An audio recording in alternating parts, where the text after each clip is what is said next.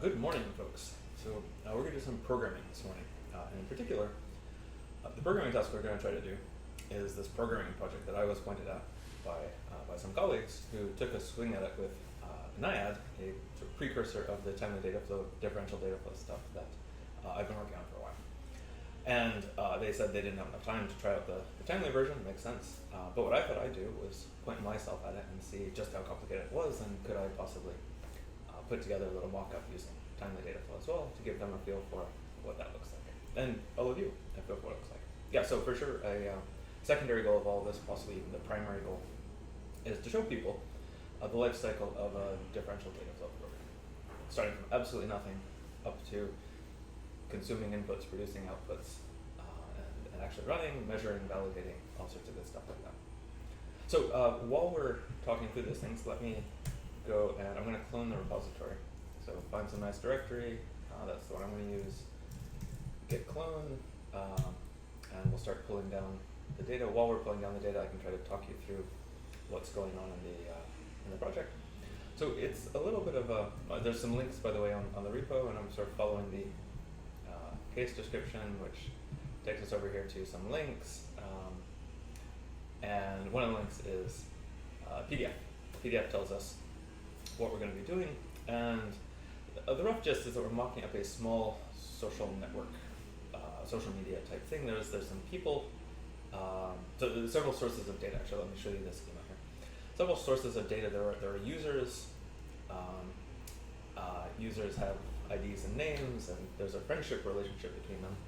So two users might be friends with each other. There's also posts, comments. Both posts and comments have their submissions. They have an ID, a timestamp, some content. Comments have a post under which they exist. So posts own certain comments. Basically, there's a little tree of comments. And each comment points to the post that is their ancestor. Basically, along there. Each of these comments and posts also have authors. And there's also a relationship of liking. So a user might like a comment. It's not like they can like posts, but might like a comment, and that's going to be another exciting bit of data that we're going to work with. There are two tasks. So we've been provided with some data. There are two tasks, and sort of a meta task, actually. So two tasks. One of them is, first one, the easy one, I would say. Find the most controversial posts, so task one. And this is sort of like an aggregation. This is basically, a post is going to get scored by summing up points for each of its comments.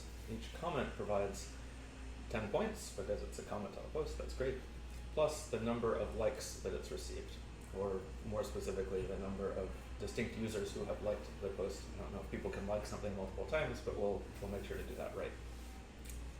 So we score each of the comments, 10 plus the number of likes that the comment has, and attribute those points to the parent post. And then we need to find the three posts with the highest score, and we break ties by timestamps. Posts come with timestamps on them.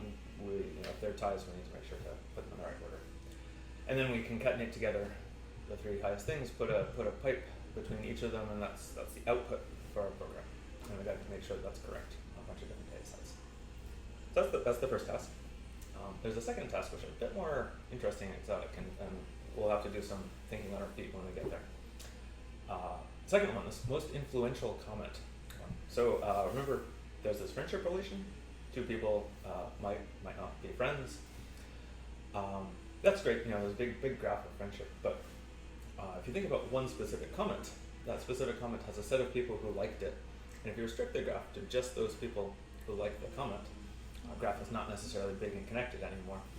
Might not be so big, probably fewer edges around. So we only have edges now between two people who knew each other in the first place and who also liked the comment. What we're asked to do in this setting is to score each comment by, instead of producing this graph first, looking for the connected components in this graph. So we might still have big regions of connected people. For each connected component, take the size and square it, and then add up all of the squared component sizes for the comment. This gives us a comment score, and we need to produce the top three comments bytes by score, again breaking ties by timestamps, put a pipe between each of them, and that's our output, and that needs to be correct. Yeah, so there's also a sort of fun thing that we're going to do in addition to these computations, which is there's a lot of incremental update data sets that have, changes that have been supplied to us. So we have initial large bits of data and then a sequence of about 20 changes to the data, additions of records, no deletions or anything, but changes to the data that are going to force us to have to reevaluate something about our computation, get a different answer, and we get to compete on the basis of that as well, and we're hoping to do quite well there. If we don't, something, well, anyhow.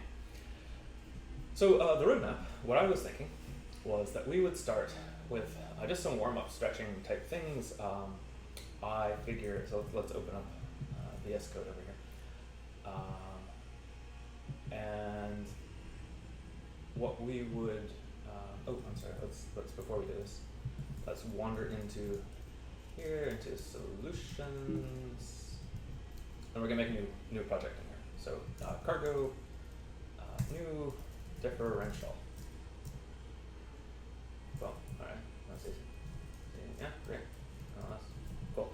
So let's open up solutions, differential, in VS Code. Oh, that was wrong. If you can't tell, I am learning new tools.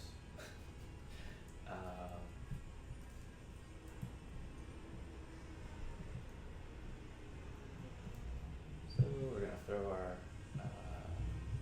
over here. We're gonna open. Oh, we have right in here already. Great. So let's just start with it. So the plan is to do a few different steps where we start out with some warm-ups where we, for example, we read the input from the input CSVs. And this is not meant to be exciting, it's just meant to be getting ourselves warmed up, talking through Rust and some of its peculiarities. If you're new here and you're not familiar with how Rust looks, I don't want to just barge through all this and just copy paste 100 lines of code in and announce. Obviously, we would write this. So we just sort of walk through this as well. Then step 2, try out the first, maybe less challenging of the queries. See how that feels. Maybe check the results to see if they're correct, maybe not. Move on to the slightly more complicated query, and then try out these updates, basically. So we'll see how that goes. I've got a few hours now, and we'll just get to work and see what happens. So we made a new project. Rust projects start with a cargo.toml, and this tells us what sort of other assets we might depend on, other crates, other lumps of code, basically. And there's some code, we'll get to the code in just a moment. But the first thing we want to do is pull in differential, dataflow, which I'm just going to use git master because it's sort of what's in my brain. And that lives over here in the timely dataflow org, differential dataflow. Cool.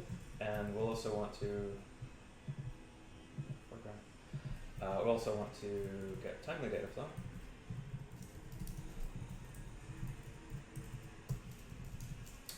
And let's check over here, cargo check. We'll need to pull down a bunch of things. Actually, sort of talk while we build all this nonsense. So these will be the main libraries we're going to be using. Differential dataflow is built on top of timely dataflow, but we still need some access to underlying timely hooks because differential doesn't completely wrap all of timely dataflow. All right, here's a main method. We're gonna change that, but before we get too excited about it checked over there on the right. Awesome.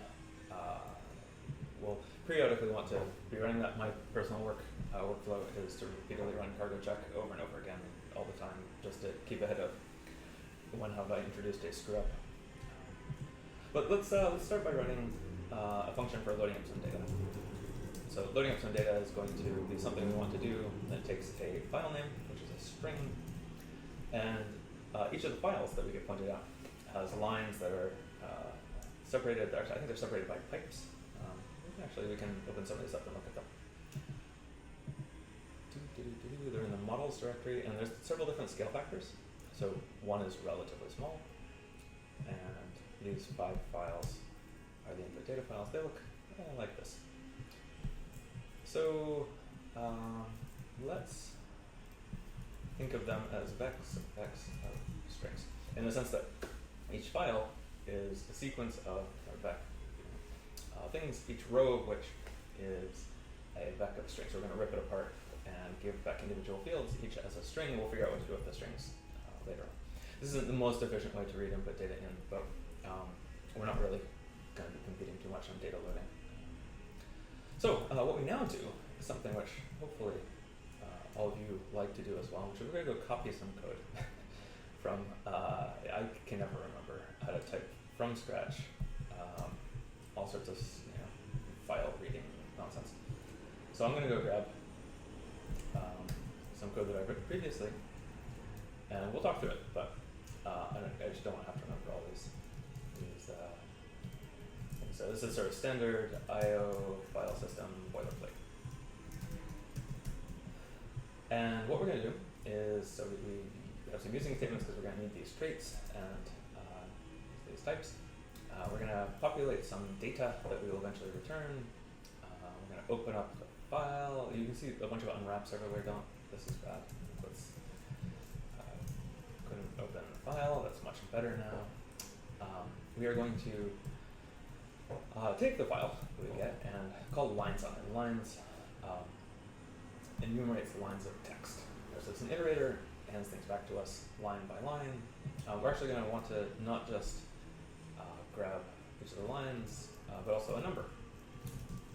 So enumerate happens to be a method that turns an iterator into something that now returns a integer, positive integer, and the item that was going to return. So it just tells you how far along you are in the iterator. And we're going to do this so that we can parallelize up our data loading.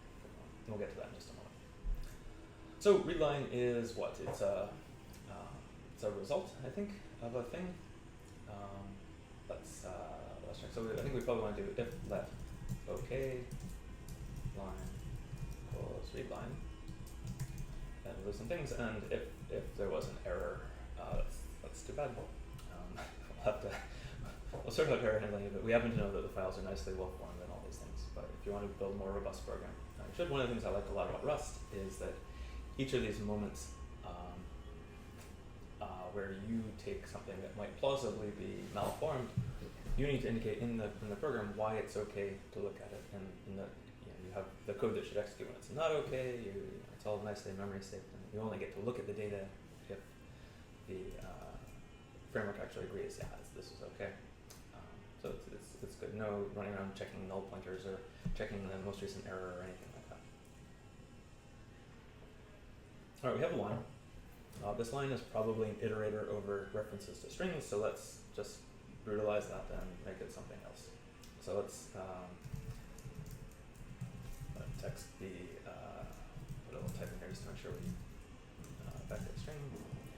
Be line dot, okay, it's I think that's probably line dot, sorry, split pipe, because we think they're pipes separating things. Yeah, great. Dot, so I'm going to say map. So we're going to take each of these little blobs of text between each of the bars. I'm going to say x up to string. And there's about 12 functions you could have called there. And then collect, which will take the iterator and turn it into a vector string, because we want a vector string so that we can push it into the data that we're planning on. And let's just return data. And let's see if this checks. Cargo check. Nope.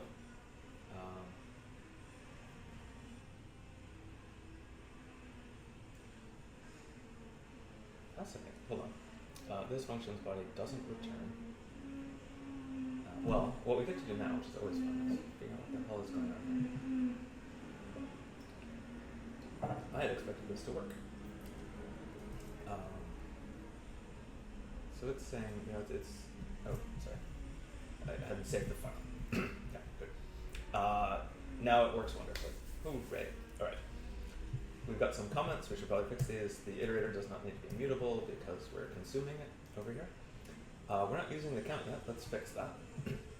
So the way we're going to do this is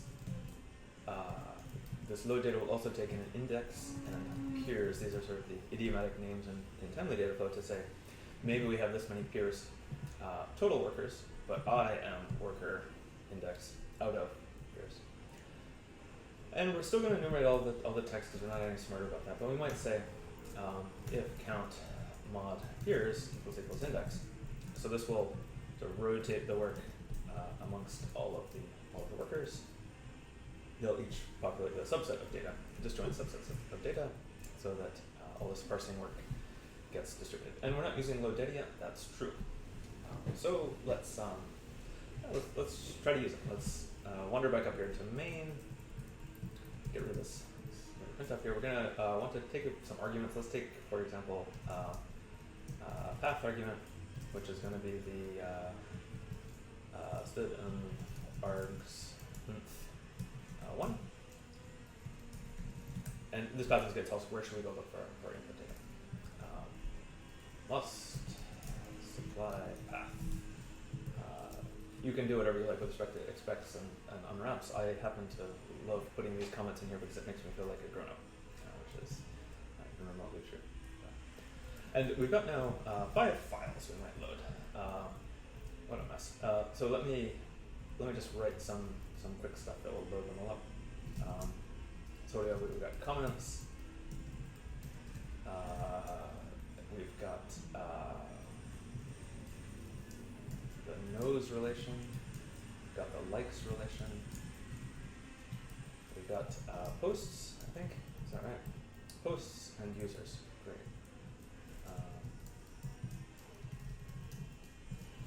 Sweet. Each of these are going to be load data, and we are going to put together a string, put together a string, which is going to be the path, followed by a bunch of very different things, but let's get most of this ready. We'll have to figure out what to put in here, so I'm just going to call it index and peers at the moment. We'll have to figure out where we get that value from. But let's put in here, so this is comms, just CSV, comments, initial dot CSV,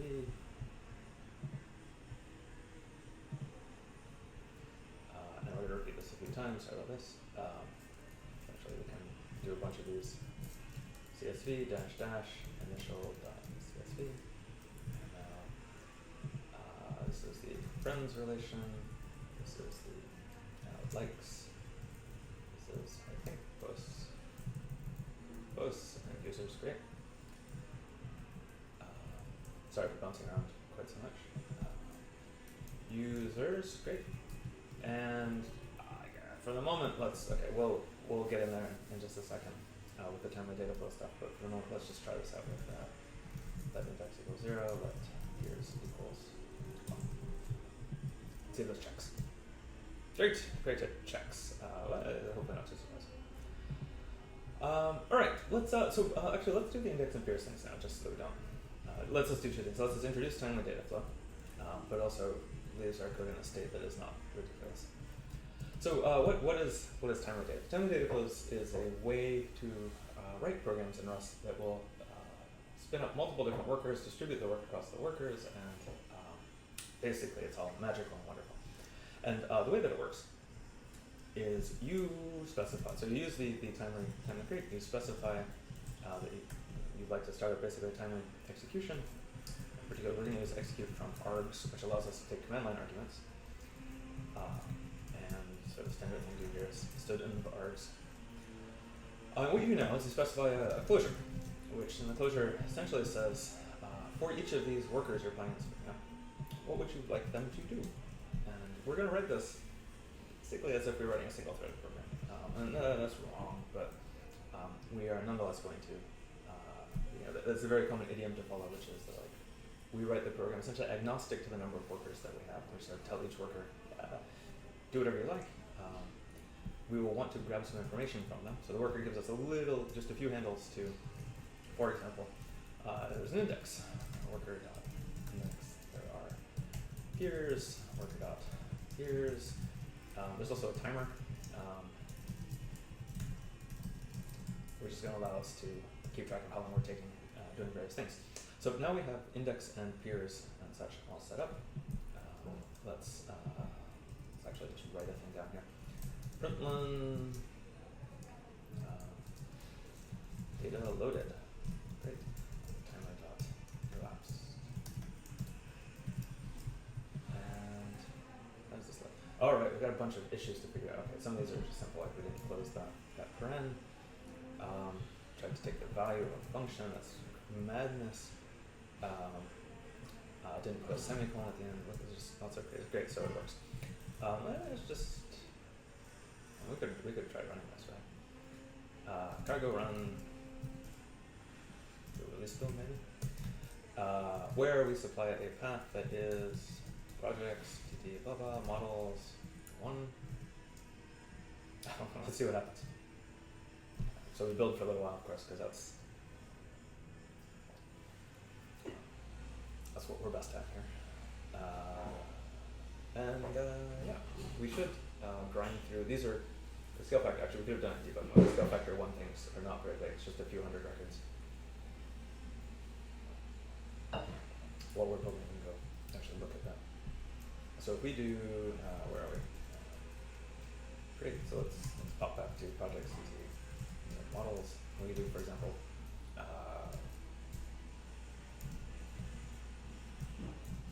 so we can word count all these things. So this is a scale factor 1 thing. These are the number of lines in each of these things, just a few hundred. None of them, 1,300 total. It's not very big. Great, and it took apparently a second to load these things. Actually, let's maybe announce just how much we did, just so that we can make sure we're actually loading stuff.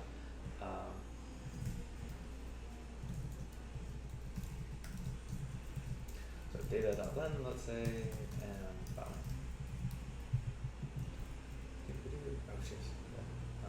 great. So we're definitely loading up some records. Let's see how long it takes on a bigger one.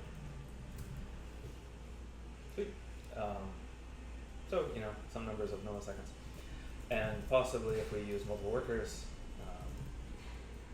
it takes less time and prints more. Cool. Well. So this is exciting. So we're now in a world where we've loaded up all of these things as vexa strings. They're not actually vexa strings. They're more specific things like, these are comments, comment identifiers, times, some weird stuff. The last field I think is the post to which we're referring. But we're basically ready, I think, to start thinking about how might we go and do a little bit of data flow computation. So okay. It's now time, I guess, to start thinking about building a data flow. This is part of timely data flow, where we actually say we'd like to do a data flow computation. We don't just want to load data across multiple threads, though that's super fun, obviously, and I hope you've been enjoying yourself. But we're going to call the timely worker.dataflow method. And this is where we build a new little canvas, basically, to describe a data flow computation. Maybe 2 computations if we're going to do these 2 queries. And again, this is programmed by Clojure, which says, all right, if I were to give you this canvas, essentially this scope, what would we do? How would we go about building a data flow graph here? It's a good question. Let's put some comments in to build a data flow for the queries. Well, the first thing we probably want to do is create some inputs. That's my read on what we need to do. And the easiest way to do this, again, is to steal just a little bit of code from another project, because otherwise you get to watch as I mistype various things.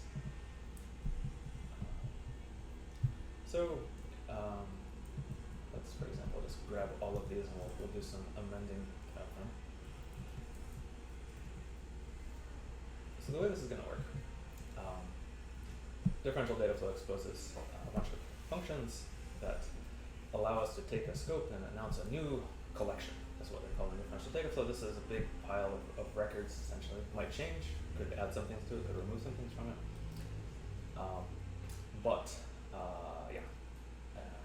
So when we create them, we've got the wrong names at the moment. We'll fix that. So we want. I'll explain what each of these things are once I put them in the right order. But this is winding me up at the moment. So we need some likes,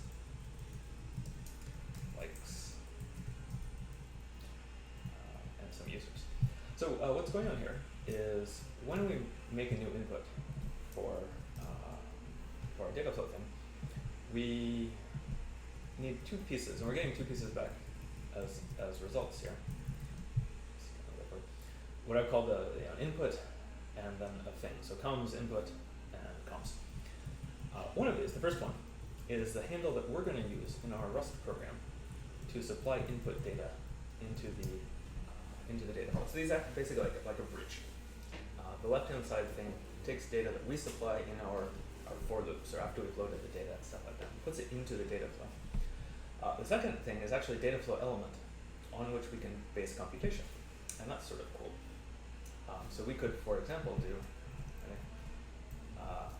comms.inspect, which is inspect is a method defined by differential data flow that lets you take for any tuple that flows past, call whatever logic you might want to do, saw x. Great. And what's going to happen now is my mother is sending a message about where I should live in New York City.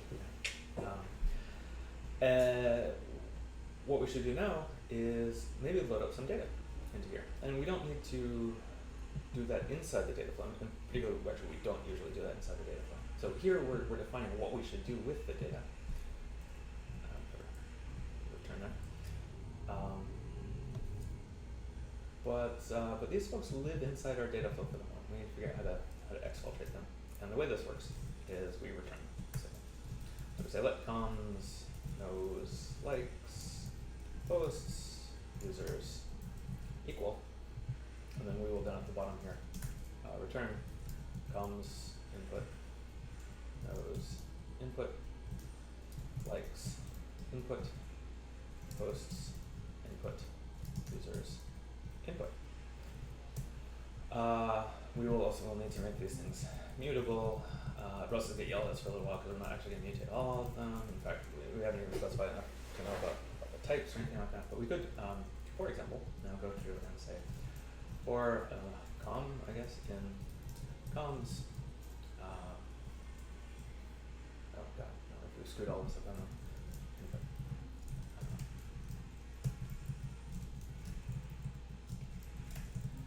I thought it was going to be clever and reuse that name, but it's also where our data live at the moment. So, comms input insert com.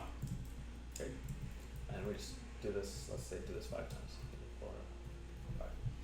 For also for knows no.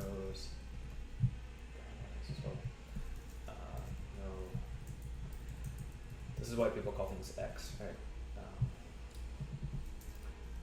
Like and likes like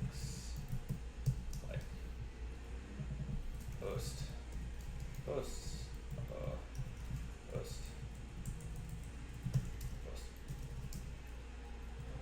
and user.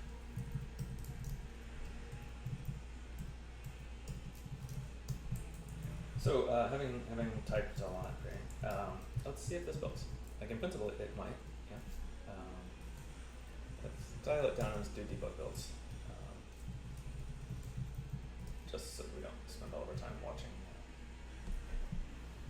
things build. Doobie-doo.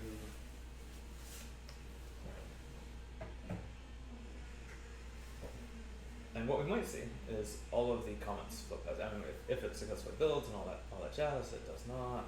No method new collection. Okay, so we need to. There's just an input trait that we need to use. And let me just steal it again from our other project. So this method new collection isn't actually a method on scopes because differential data flow doesn't introduce the scope type. It is a trait that differential data flow introduces called input. Type annotations needed. This makes sense. We have not told differential data flow enough about, or timely data flow rather, enough about our data flow to know the timestamp type. So timely data flow, time, right?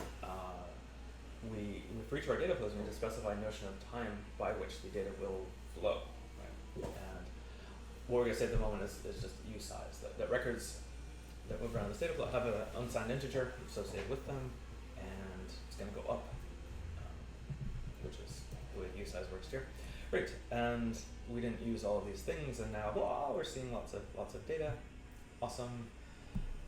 If you're into this sort of thing, we could also parallelize it, and now we have 8 threads concurrently spinning up and processing all this data.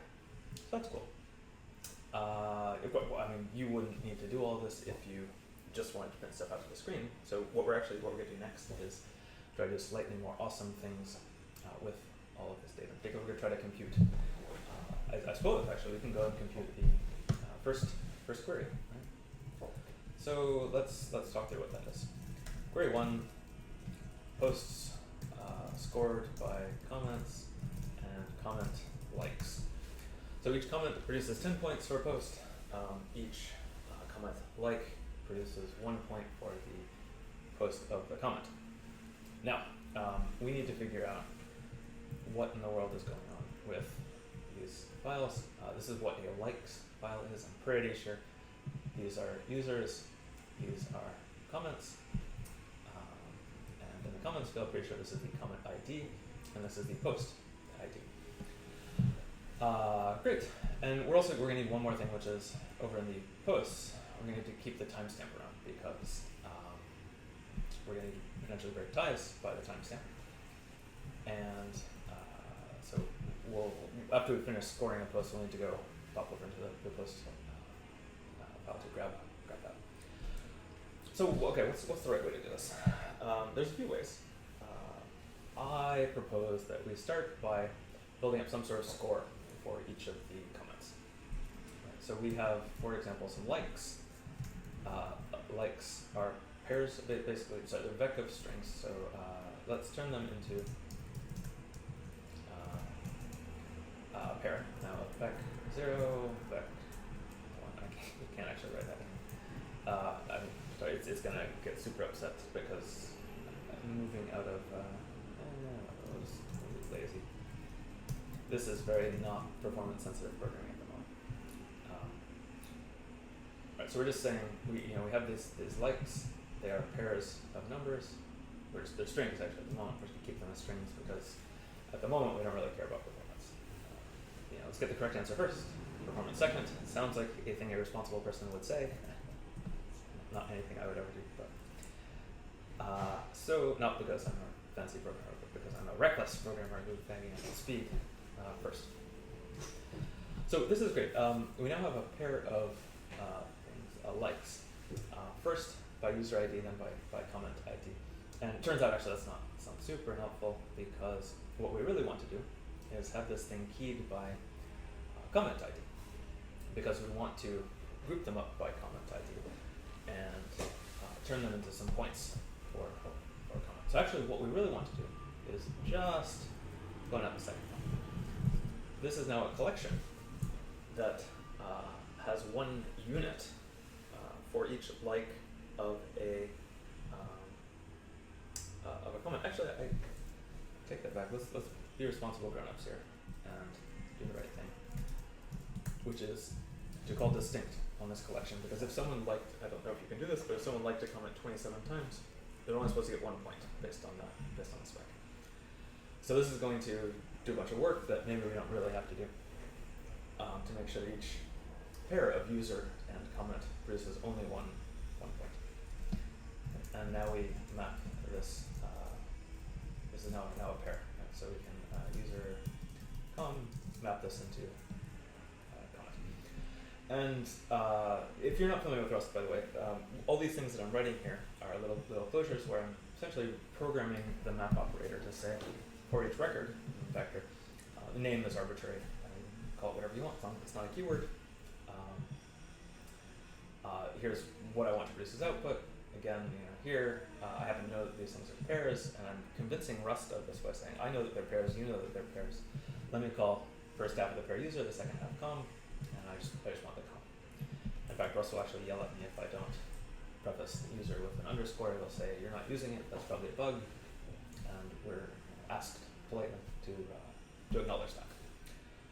So we now have a collection of all of these likes where we've thrown away the user ID and we just consolidated them by comment. Let's actually do that. Consolidate. Consolidate is a essentially a no-op operator. Like, it doesn't logically change the collection at all, but it does take multiple records that might have the same value and accumulate up their counts. So like if we had 27 likes for a particular comment, this will turn that into that particular comment with the number 27 sort of stashed on the side. Actually, we can probably see it both ways here. Let's see if I can cause that to happen.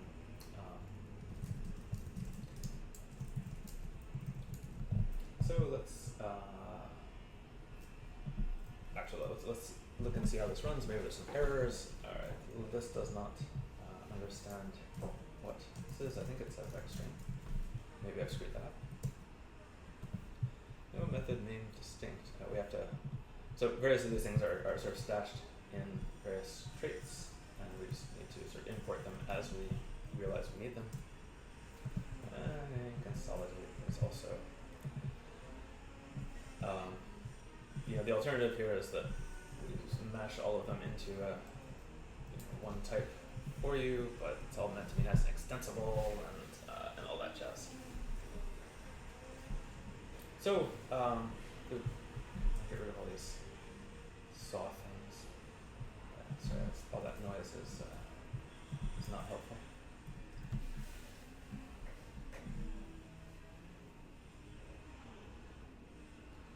Great.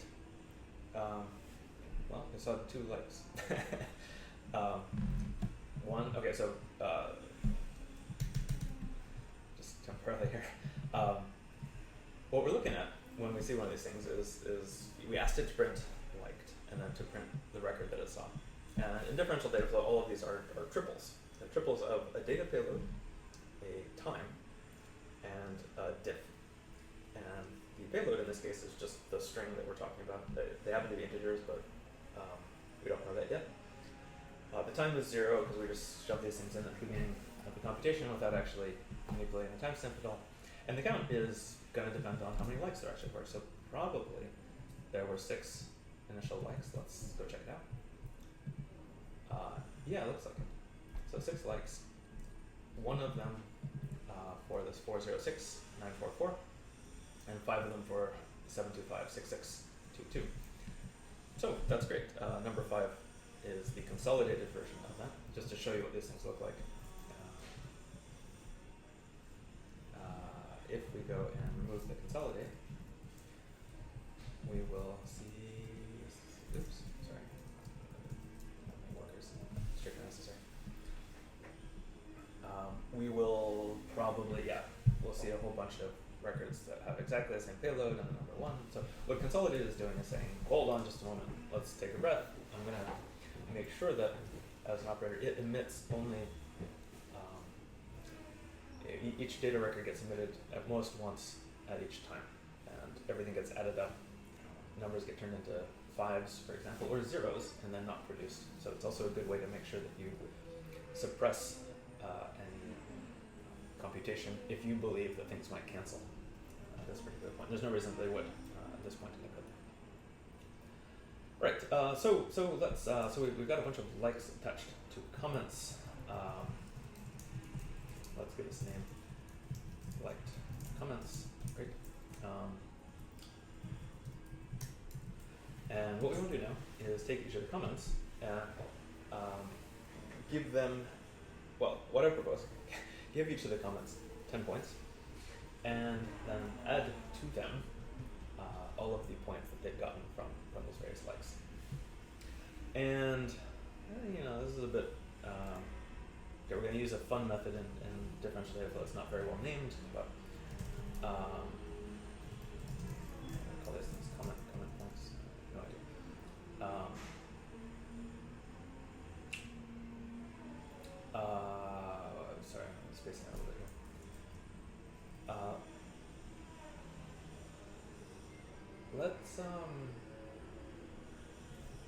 do this slightly differently actually.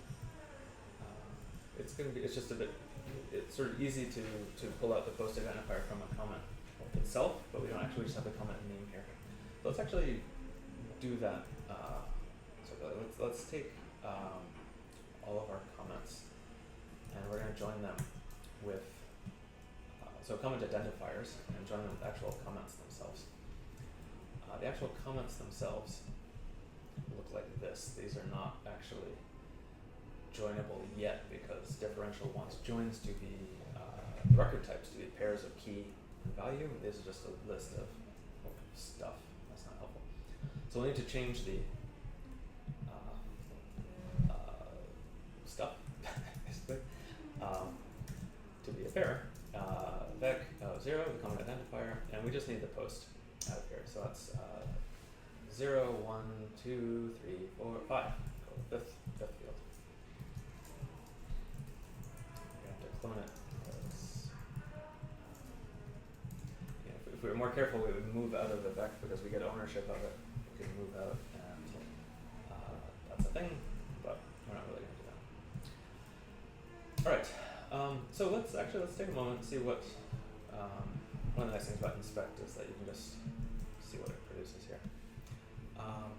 That's a good point. Comments is not actually a thing, but a thing called comms instead. And we'll also need to find the join method. Let me change the size a little bit. Much here.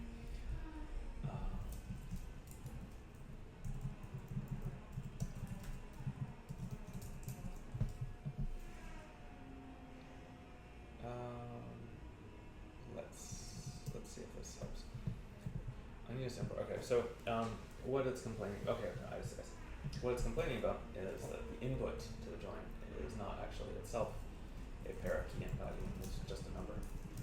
So this is silly, but we need to go and give it a value. The empty tuple is fine. And it's confused as before. I'm not entirely sure what about the type of this. This input type inference is a fickle thing. So now we're joining things together. We have, as before, our comment identifier is the first thing, and then we have a pair of the data that came in from the first input was the empty tuple, and the data that came in from the second thing, this was the post identifier. Let's see if that looks same.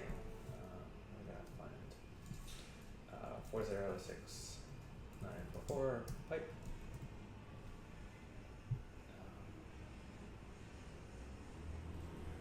Okay, we did not.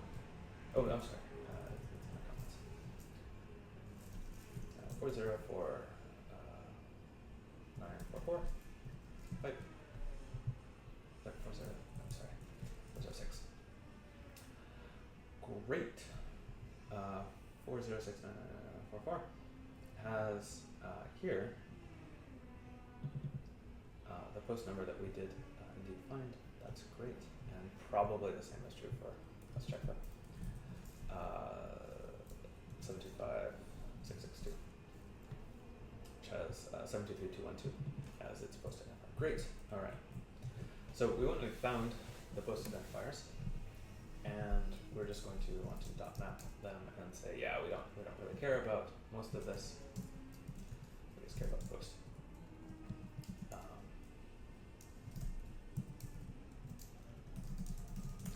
These consolidates are almost certainly irrelevant.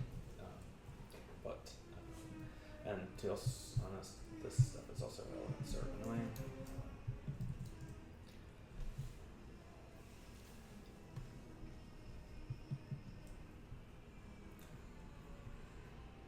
Great. So these are now post identifiers, likes that they've gotten from distinct users liking comments that point at the post. We now need to go and take our comments and comms themselves, which will be comms.map. So for each comment, we just need to take this is a vec of 5.clone. Oh right, we're gonna use the fun method. Okay, sorry. So this is fine. This gives us the post identifier. It's cool, but it only gives us one copy of it, and we want 10 copies because it's supposed to contribute 10 points. Right? So we're gonna use a method that's called explode, for lack of a better. And what it does is it takes gives the opportunity to take fields of the input record and turn them into counts, essentially. So if you wanted to go from Frank, 5 as data into a record Frank that exists 5 times, this is the method that you would need to use.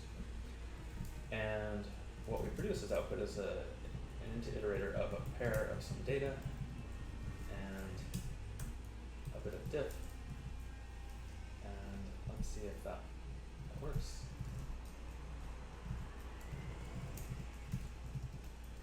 And we will concatenate these things together.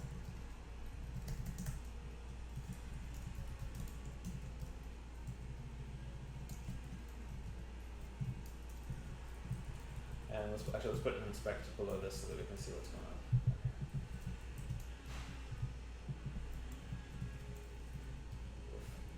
Brutal.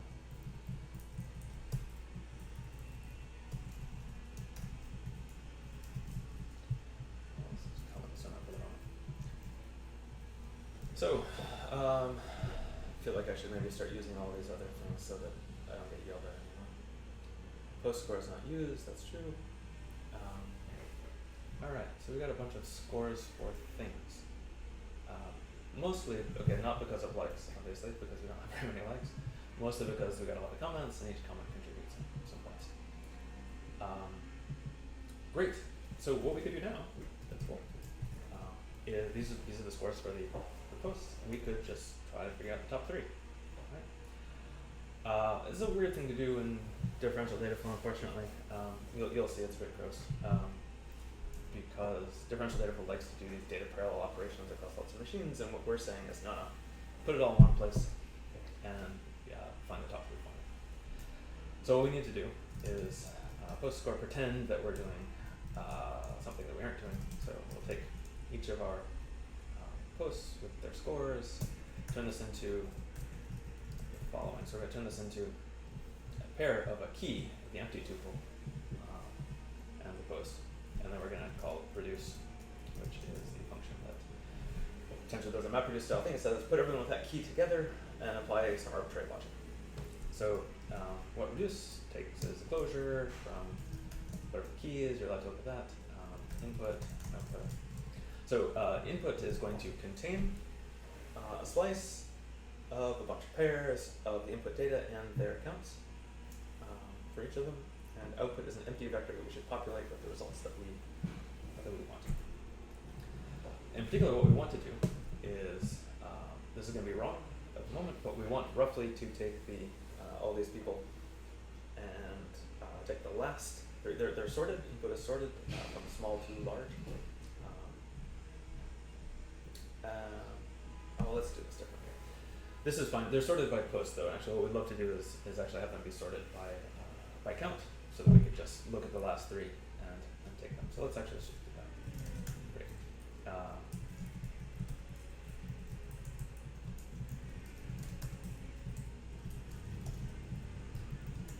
Alright, so this sorts them by count and then by post identifier. There's a little bit of a gotcha that some of you might have noticed. We'll have to figure out how to get that timestamp into there to break the ties correctly. But for the moment, this is now a bunch of counts and posts where we want to look at the last 3 posts in this sorted by counts thing. So I don't know the right way to, I'm sure Rust has some clever way of actually, watch this. Okay. Now we have them sorted by, now the first 3 are going to be the ones we want to do. So for I in, so this is the thing, just for stuff, I'll figure out what type it is in just a moment, sorry. In input dot iter dot take 3 output dot push of some stuff comma 1 we're only going to produce one output count for the post. We have to figure out exactly what type it is. I think what the type is over here, and we'll do some interactive Rust yelling at us stuff here. Is a pair of a value, so count comma post, negative count comma post, and then probably basically it's the number 1 over here, but let's call it weight. We haven't noticed number 1 because we just did this count, and then we did a count preserving transformation. But that's too complicated to reason through here. Push the post. And let's look at the result. Now this isn't expected to necessarily be correct yet because we got a lot of ties, right? Only 2 people had, everyone's score seems to be largely based on their comments, so we should expect maybe a lot of people will have the same number of comments, and give it type. What an obnoxious, so post score is collection that has, this should be like, I think, pair of string comma size.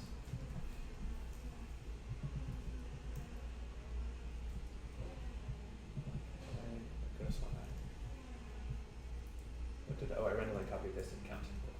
I just do whatever Rust tells me. That's not always right, but cannot infer a lifetime. Okay, great. So sorry, what's actually going on here is that these are references to data, not data themselves. So we need to do a clone. This is so that we can show lots of different people, lots of little bits of data, without forcing you to do clones unless you really need it. And so in this case, for example, we didn't need to. Oh, cool. So there's some stuff. Before we check and see if these are correct, so that we don't disappoint anyone, let's actually do the timestamp fixing helping. Where right here we could go and join this is just above, we have posts and counts, so let's join with posts.map, and post is a vec that, let's go look at its contents, has first field is the key, second field is the date time, so let's grab that. Vec of 0.clone, vec of 1.clone. And this type is now changed just below, so it is almost certainly a timestamp and then a count. And we want to order them primarily by count, then by timestamp, and finally by post. And this type is also changed, so we'll need to make this be a string. Size. Boo-ba-doo-ba-doo. Okay, something hilarious has happened here. Let's fix things in order just to see if the signature of blah blah blah blah blah blah blah blah blah. Expected something from, oh sorry, the string is second, not first. So good that Rust caught that error.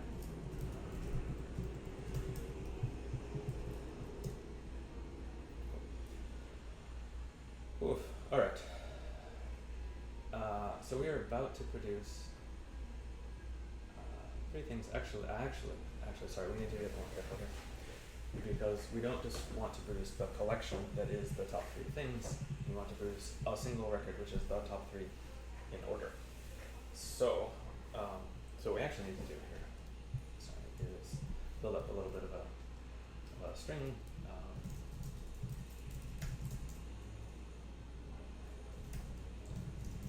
I'm not really sure I've ever built a string in Rust before. So for each of these things in order, instead of pushing the post, we're going to do string gets format of the string followed by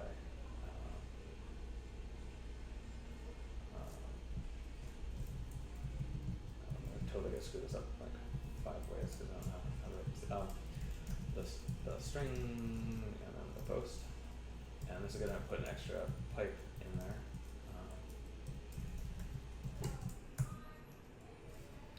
Output string comma 1. This is not the score really so much as the output. this even compiles. What am I even writing?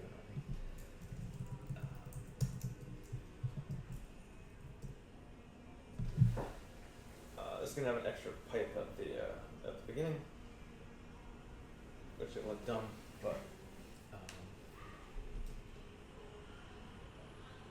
in principle we could go and let's just tidy this up a little bit.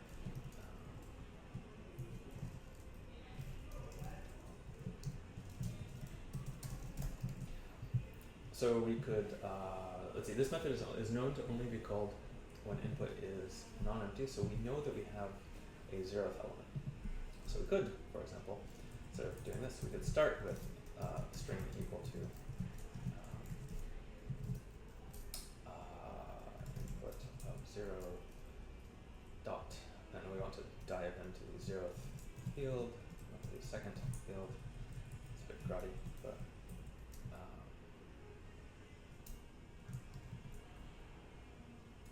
and now we would here dot skip 1 dot take 2, and maybe this looks better. All this work is it's gonna be the wrong answer certainly.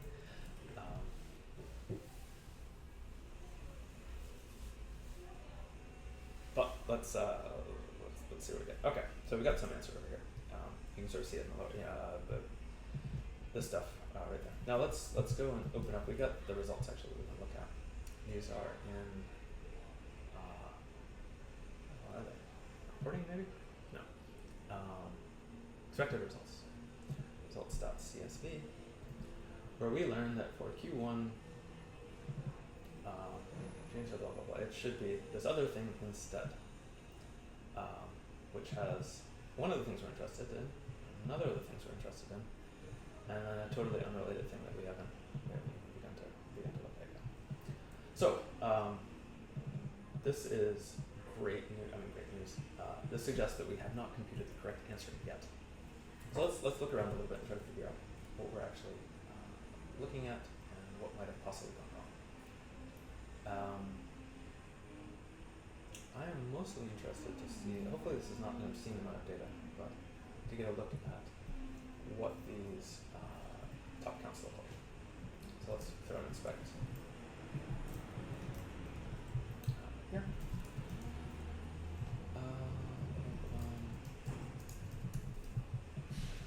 There's some output. So it's always a mystery, especially when if we just have the outputs. The debugging process is a bit like, oh, who knows? But everyone else seemed to think this was a great benchmark, so we're going to need to work with that. So we can sort of see that this post here, our post identifier, has gotten lots of exciting comments. Oh, sorry, lots of exciting comments, and this is indeed on our list at the end down here. And we've got some other folks who are getting some other large amounts of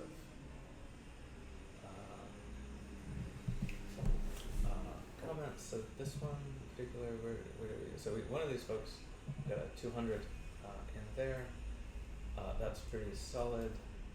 We've got our 1900 at the very end, and we've got another 200 up there. So those are the numbers that we're collecting, and but they're not right. So why are they not right? They're not right because we really should have had this one first. Oh, good point. Actually, so the first two. This is awkward. We're tie-breaking by timestamp, but we're using the earliest timestamp rather than the latest timestamp. So that's a screw up. Possibly what we should do is not do the silly negation thing. Take the last element and then take the iterator in reverse order. And let's do that.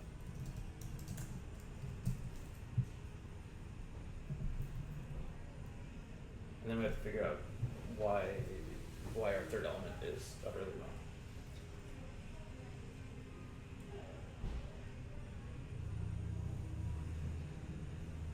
Oh, great. Okay, sorry. So I guess all that was really happening, it seems like it's fine now. All that was really happening is there's another 190 somewhere in here, here, I guess. And we were typewriting in the wrong direction with it as well. And I think, let's check over here. 404236, great. 197, great. 404315, great. All right, so correct answer, I'm sure there's 0 bugs anywhere in the program, and we're now, yeah, we're great. We are delighted. So let's tidy this up a little bit. We're going to ignore performance and stuff like that for the moment. We'll just sort of call this query 1. And for the moment, let's pretend that we're done with query 1. And I'm going to start thinking about query 2. So let's take a bit of breath, feel a little bit of smug. Aren't we so very clever? Good.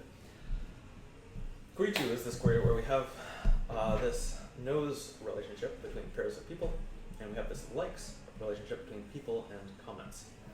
And we need to compute connected components of graphs where there's a knows relationship between two people, x and y, and a likes relationship between the same comment of x and z, y and z.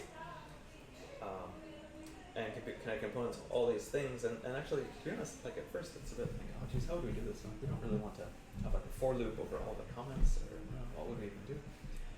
So I'm just going to tell you one thing that we can do. One of the ways that we do connected components computation is this algorithm called label propagation. And in label propagation, you have a graph that's got nodes in it, and each of the nodes has a label. It proposes usually its own name initially, so it proposes its own name, and repeatedly, each of the nodes in the graph says to all of their neighbors, "This is my current label." And each of the nodes then in turn collect all of their incoming labels and say, what's the coolest label I've seen? Usually the smallest label, but like, let's all agree that there's some best label that we could pick. Let's say smallest, and iterated over time within each connected component of the graph. Whatever the smallest label is in that connected component, will eventually flood the entire component, and everyone will agree that's the best label. We are the people who like that label. Because these were node identifiers, this component has that label, and no other component does, because no other component has that node, by definition. And so we end up at the end is a bunch of people who have these labels, and you can say, for each label, how many times does it occur? That tells you the component size for each label, and we could then go and do things like squaring the component sizes and adding. This is more complicated, but I propose what we do is the same sort of algorithm, but now each label has a flavor, and the flavor is the comment identifier.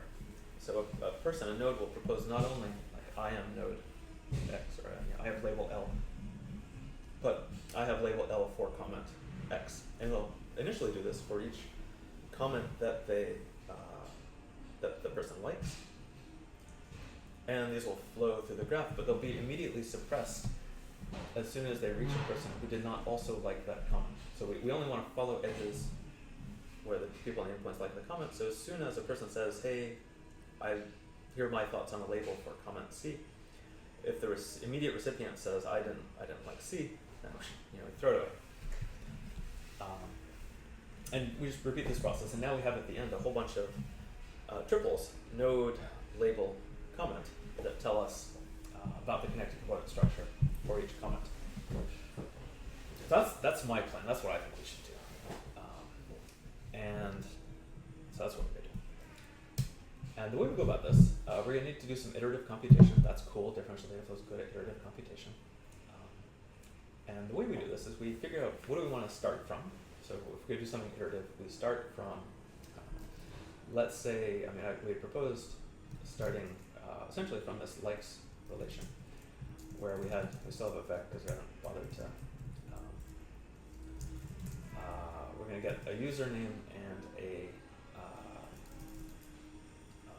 vec of one dot username, a comment ID. So actually we're going to username, a label, which is the username, and the comment ID, which is the, if we remember looking over it at the likes, is the second field. Rate dot iterate. Now iterate is an exciting differential data flow method that you give it a closure, and labels maybe or something like that. You give a closure that says, well, what should I do each iteration with this collection that we're iterating on? So initially, labels has some value, and in each round, labels has some value. It's a collection that's got some stuff in it. Give me the logic to update this to whatever you want me to make it equal to in the next iteration. Okay? So we've got some labels in our hot little hands. We also have some other assets lying around. We've got our graph, for example. We've got our likes. So let's bring those in. Let nose equals. So we have to explicitly nose dot enter labels dot scope. So awkwardly, perhaps, we have to explicitly bring collections into different scopes, because as they come into different scopes, their times change. The way in which the collections vary change. This is now a collection that could, in principle, vary iteration by iteration. That's not going to, but in principle it could. We need to be explicit about that. So we're going to do this both for nose and for likes. And at the same time, actually, let's go and change them from a vec to a pair, because we're going to want to do some joining. A lot of this would have been easier if I had spent a bit more time creating types for the nose relationship and types for the comments and likes and all these things, but we're not going to do that.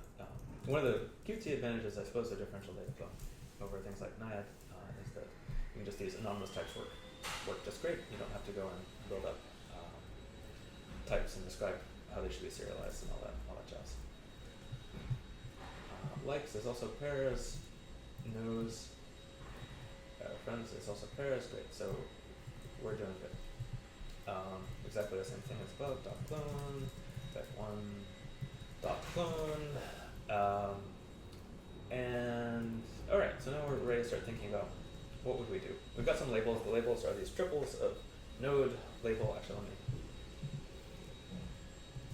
node, we'll just be looking at this the whole time, label, and what do we call this? Comment, flavor. So what we're going to do is we're going to join the nose relationship with the current labels. And to do that, we can do labels.map of node, label, comment, and we need to make a keep by node. But we want to keep the label and comment around for sure. We're going to join with nose. And now what we have is some more triples of node, not triple, sorry, pairs node and label, comment, and dest. I suppose this is the other end of the edge. So we have these things, and we don't, at this point, we don't really care where we came from. We are interested essentially in the triple dest label comment, but we're going to do some stuff with that first. So we need to, I'll fix this in just a moment, but we need to essentially do a semi-join by likes. So what semi-join is it's like a join with no data. It basically just suppresses anything that we didn't see. So sorry, it's something that's not in likes will be suppressed. To make that actually happen, though, we need to change this around a little bit and make this be dest, comment. Label. So we want this to be. We want this to be keyed by the thing we're restricting by, so we want to sort of do a shuffle by destination and comments so that they line up properly with likes. So on a dest by comment basis, we want to suppress labels. We do our semi-join now. We've got some dest, comments, and labels, and we essentially want to, for each dest and comment, take the smallest label, so we can do a reduce here. We don't really care about the key, input, output. take the smallest, for each test and comment, take the smallest label, so output dot push.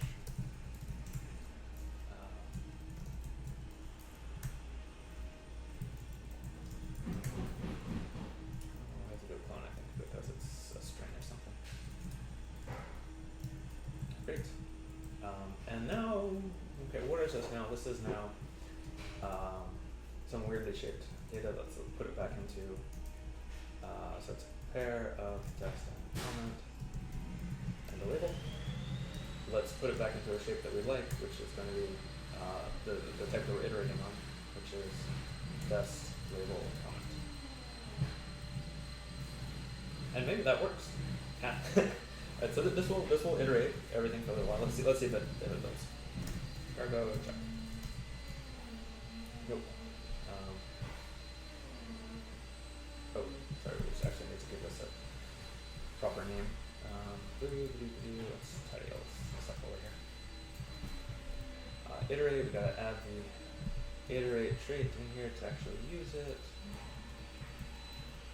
That's fair.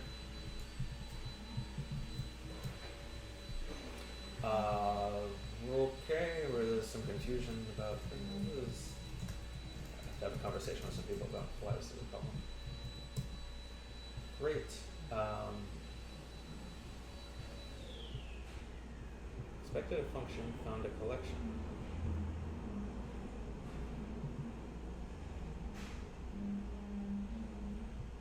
Probably just wants a semicolon. Not entirely sure. Yeah, okay. Great. So this will let labels equal. This will go and iterate some things and tell us. Actually, let's tidy up some of these warnings on 67. Oh, wow. Or these were too long. Sorry about this. And then down in 90, when we do this map here, no one cares about the node. We want to. It's sort of good actually. Sort of acknowledge that no one cares about the node. It's true. So let's check this again. Labels. Okay, we're not using it yet. Let's actually throw this in here.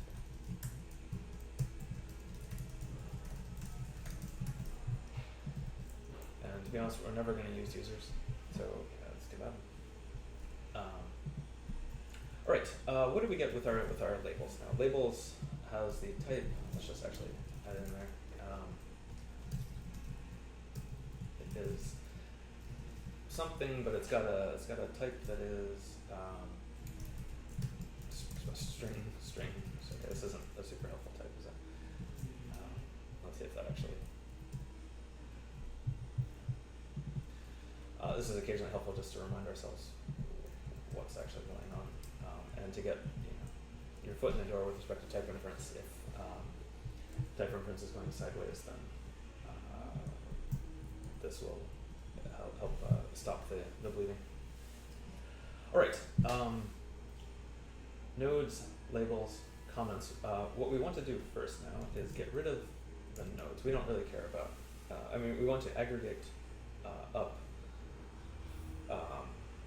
Ignore the node ID and just ask, for each comment, how many distinct labels are there with what frequencies.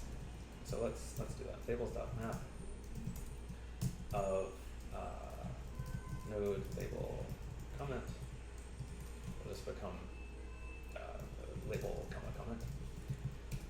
And we can consolidate it if we want. We don't really have to. Actually, we might as well just go ahead and count at this point. So this is going to tell us for each comment and label pair, how many times does it occur? It tells us how big is the connected component size associated with label in the context of comment. And this we need to do the count because we need to actually turn it into data so that we can square it, right? So we're going to do now explode, remember that fun one for label comment, where we no longer really care about the label anymore.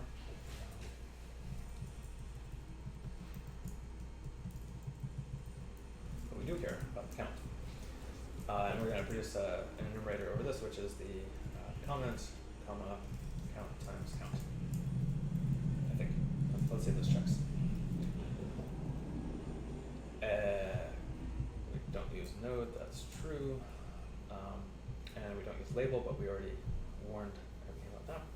So now what we have actually is a collection where comments are, well, we've produced count times count score here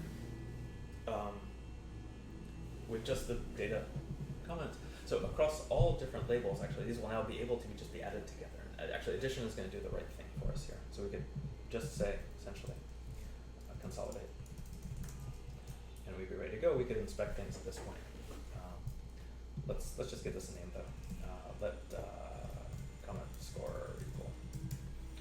Great.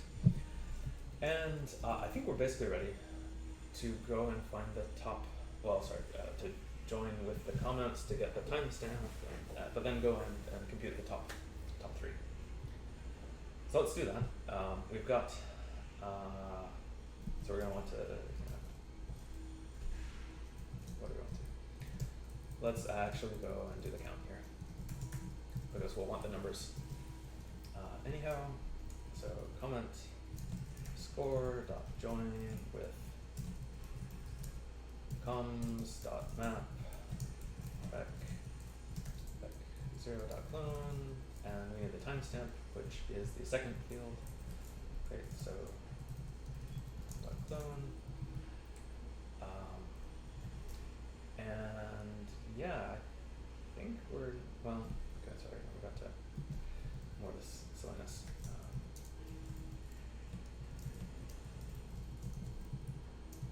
So to actually let it join properly, we got to put this bit of nonsense here. There's a cute way around this that I'm not going to do because it's too much of a weird transformation. But join. So we have now. No, I'm sorry. This is not just com. This is com and count. We actually don't need to do map.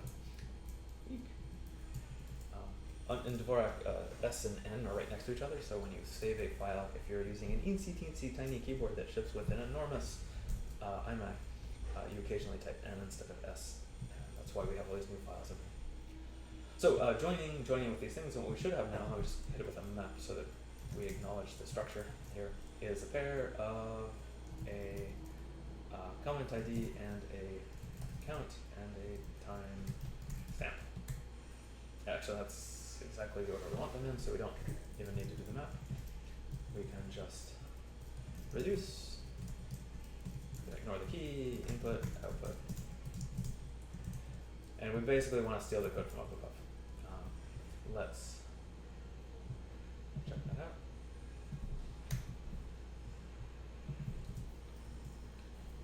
So again, we are going to, they're in order by count and timestamp. We sort of want to walk from backwards and take the last three.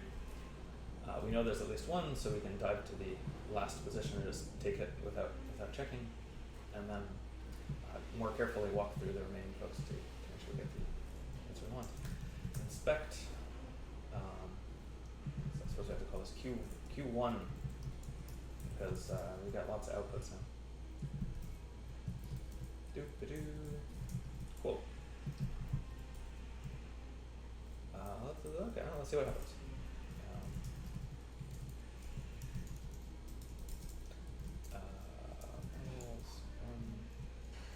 So that's all we did, right? Do. Probably gonna be correct. Pretty sure.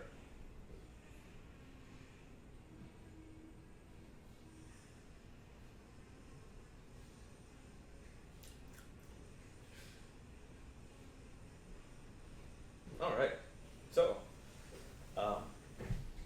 two things. It only says Q1, which, it's only gonna say Q1 because we're actually printing Q1 in both places. But it looks like it didn't produce the other thing. So we're gonna need to figure out at what point did we fuck this up and lose all of our data, more or less. Oh, and I know what it is. So we forgot to do a thing in our iterative computation up here. We said, awesome, take labels. This might be what it is. It's certainly a bug. take our labels, join them with some things, restrict them. Great.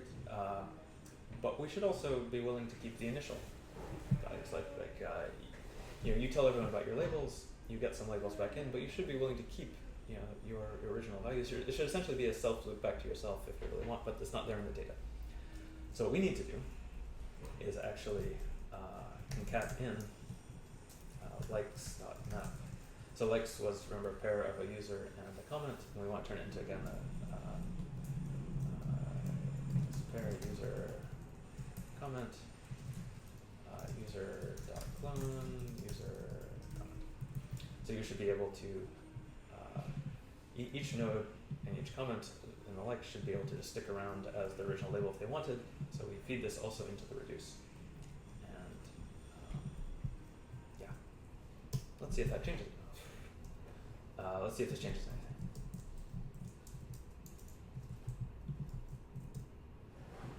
Mismatch type expected a tuple with 2 elements. Oh, sorry, because we need to group them correctly. User, clone, comment user. So it's the user and the comment, and then the label is off by itself. Make sure I have the right structure there. Still not using users, despite me having just typed it a bunch.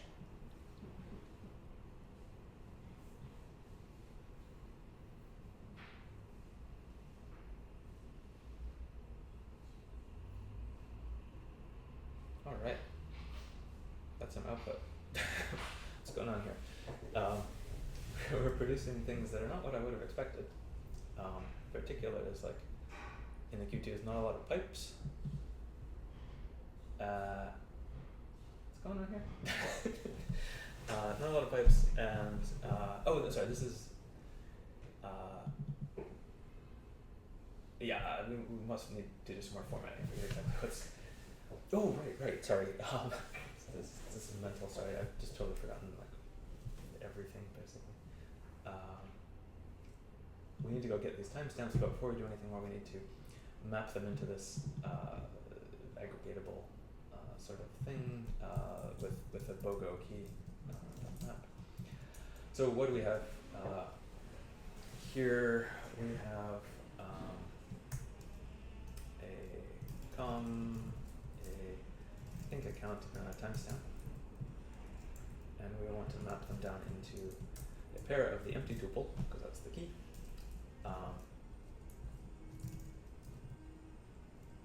Count timestamp com.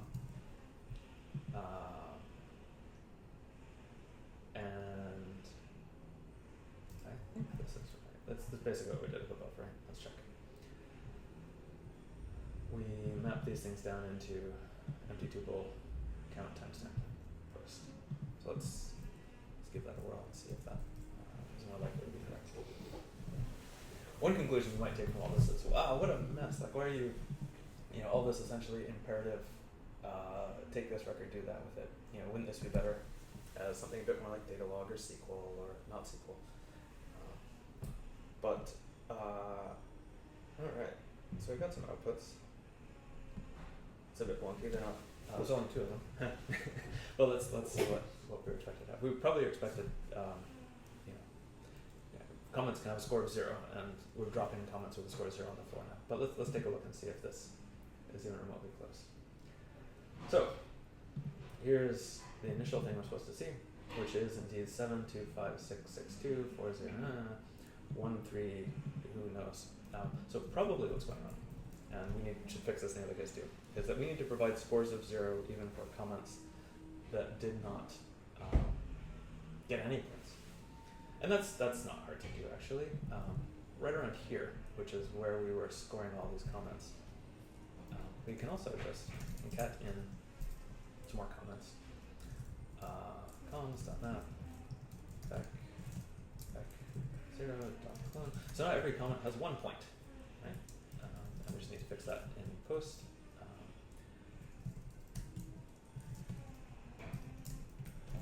Great. So this just implemented what's called an outer join, wherein didn't do the full generality and outer join, but we've made sure that everyone that exists in comments here will actually show up with a count. That count might be 0 because we bumped it to 1, did the count, and then subtracted 1 from it. But we actually have a data payload that says 0 there. All right, 1378985. Is that right? 1378985. All right. So yeah, nailed it. Aren't we smart? Let's actually go and add this to the posts thing. So, though we have more than enough posts, it turns out, with scores.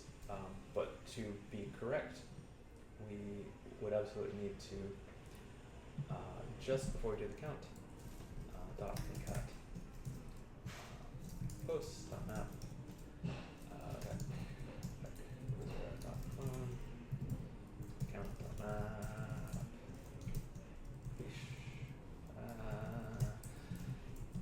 posts count to post count. Nice one. All right. So that does the right thing now for Q1, although we already have apparently triples with the scores. We need to tidy up this just a touch because I say so. And we should now start to see. Yeah. Where was that?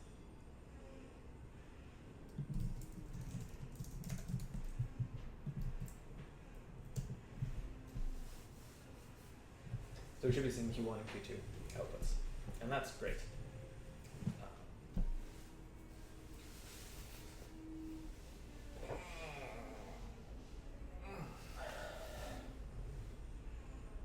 So I'm assuming this doesn't change the answer. We've now succeeded in loading up the initial data. What time is it? 8:30. Awesome. Let's go on to the next bit, which is going to be incrementally updating the computations. So we have for each of these, before we do that, let's just we've got some other scales we could be looking at. Make a release build here too, so we can spot check a few other outputs just to make sure. We got the 1024 size one. We can see how long it takes.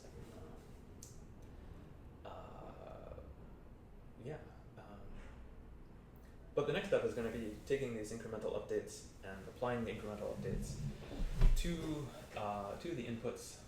They're structured differently, and it's annoying, and so we're going to need to write some more file parsing junk. For example, like changes, they start with the collection that they're changing. Okay, 16. So let's go over to change set, and I'll scroll down to 16.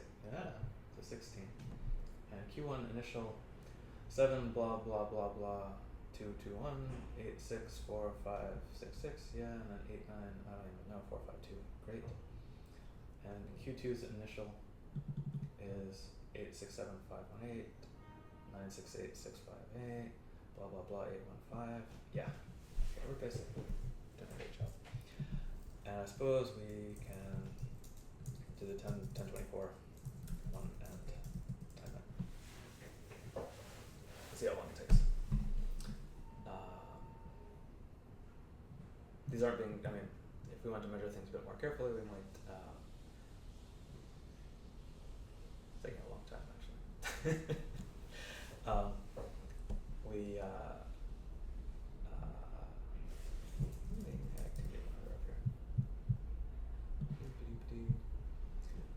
I mean, there's a separate question, which is how do we debug this sort of nonsense.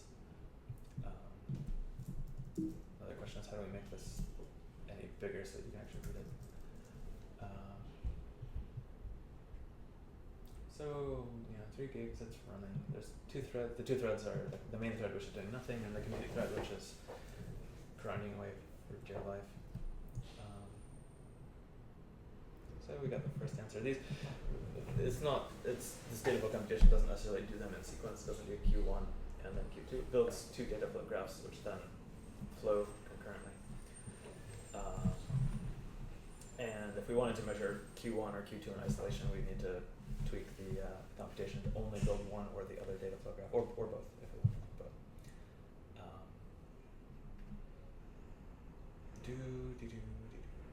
I don't know, maybe our algorithm sucks. Like our connecting components algorithm might be crap. It's just crap.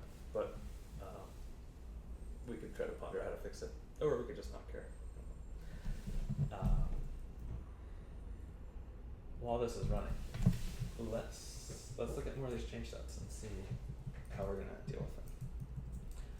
So change sets, I believe, basically start with their first field, which describes which relation they're updating. Let's try to find some more examples. So here's one that has some comment updates and some friend updates. So we're going to want to load this file up. It'll still be back with strings. That's great. We'll do a little switch on the first string, and based on what we see, we'll put the rest into one of these relations. Yeah. All right. Before doing that, we need to add a little bit more structure to our computation. So right now, we load in all of our data and we say, go to work, and it goes to work.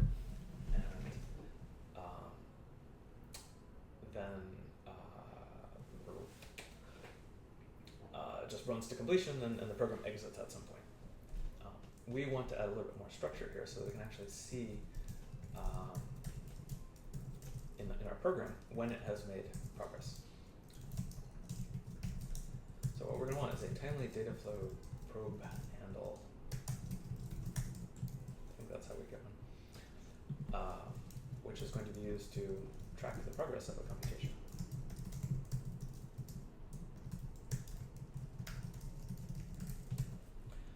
And the way a probe handle works is at various points in the dataflow graph, if we want, let's say, so that took forever in a day. But we should check and see if it's correct. 1024, what? Oh, come on. You don't have the outputs for 1024. That's horrible. Okay, we'll deal with that later. There's a probe with method that you hand for reference to the probe, and here, just after this inspect, we'll also do a probe with probe. What the probe does now is the probe will surface back to us. It's sort of like the opposite direction of one of these inputs. It tells us, in our program, what timestamps might still show up. So, for example, when we start running, it's going to be a lot of timestamp 0. It's going to say, oh yeah, timestamp 0, basically forever.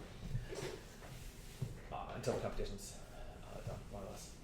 At which point the program would exit and it will walk away. So we actually want to not do that. We want to run the program for a little while until this inputs have caught up, and then do some changes. So let's do that. We're going to need to write a bit more code. So for each of these inputs,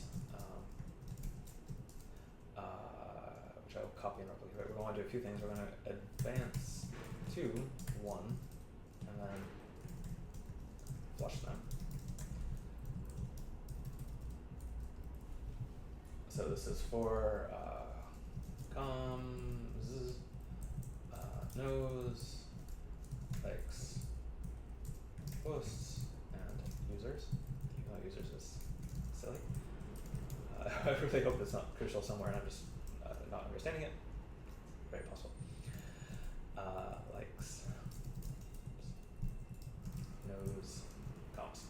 So what these are doing is saying we've added quite a lot of data up here, and having added all that data, we'd like to tell the system, that was all at time 0. We're ready to move on to time 1. Not only are we willing to move on to time 1, we're make this information public, please. And we can now sort of chill out for a little bit and say like, yeah, well, for as long as the probe, the time that we're looking at, is less than less than 1, let's say. Just worker step. So this is how we tell the worker, like, yeah, go do 1 unit of work. Like, go and schedule every operator who needs to be scheduled, and come back. At the end of this closure, there's an implicit, do worker.step until we're done. That's what causes all of our computation to happen. But we're saying now instead, like, no, do 1 step, but then we want to check again to see whether the probe has caught up. So if the probe is less than input.time, it means we're not at this time that we're about ready to input, which means we had work from before that we're still working on. So we could write here, println st computation loaded. Timer dot elapsed. Great. And let's go back down to a simpler thing and back to debug mode just because. And this, unlike our previous computations, this should run, get to this point, print out a thing, and then we're going to be able to write some more code just after this line. You're going to be able to start shoveling new bits of data into our computation. Sweet. So this even tells us, we don't have to time it anymore. We can just rely on the thing itself to tell us that at 93 milliseconds in, we fully loaded the small data set. Great.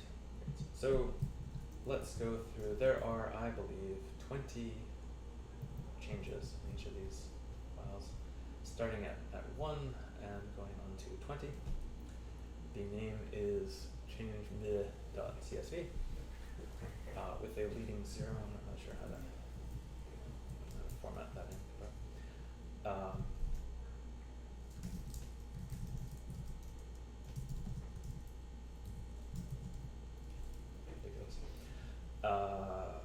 we are going to, actually, sorry, this is good because the round is now the timestamp at which we're going to make the changes. So 0 was the initial stuff, and change 1 corresponds to round 1, and that's great.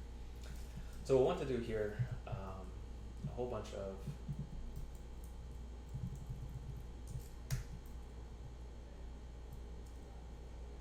I believe I want to do this at the end.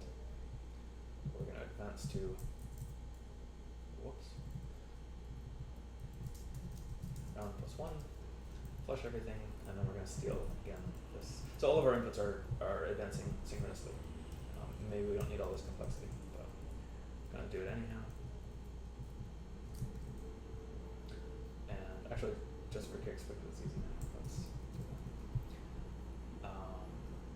Great, and now we'll want to just, here's where we need to insert new records. So let's go and create a new file name equals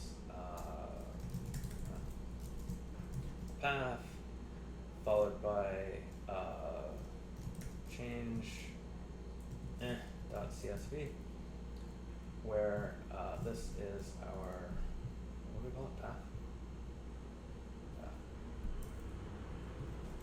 Path, this is round, and we need a leading 0, so let's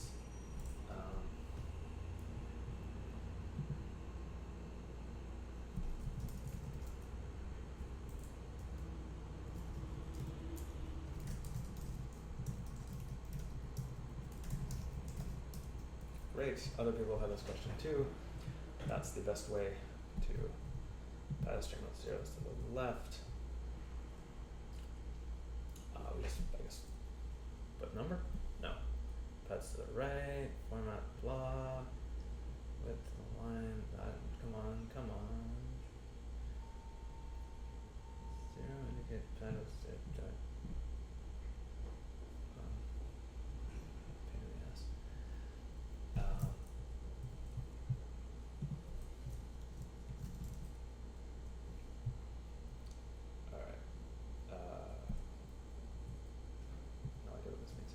Probably :02.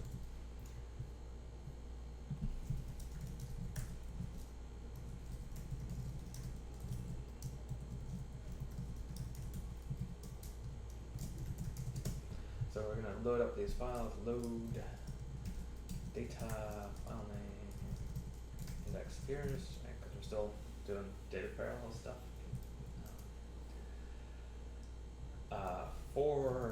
For change and changes, match, match, change 0. Actually, can we, or mut change, but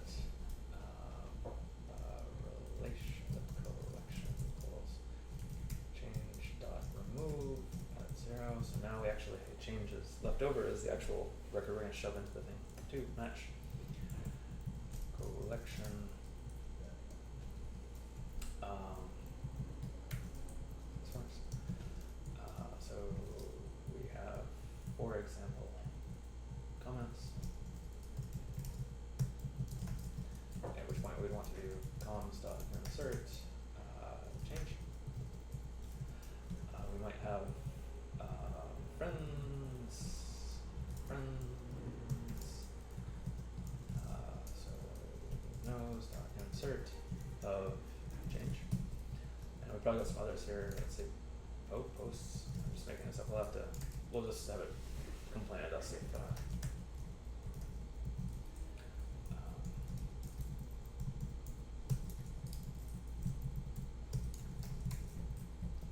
and of course we need to track all the changes in users because we're really excited about content of that collection. Alright, let's see what happens now. Cargo check. Blah! Okay, expected a string found a spur. I don't know, we'd probably do like dot as stir here. Cert expected 2 parameters. Is that right? Well, let's. Oh yeah, sorry. It was doing vec insert, and that's not right. Yeah. All right, that should be a stir ref. Yes, it should. Exhausted pattern, great. We get to have it yell at us if we pick the wrong.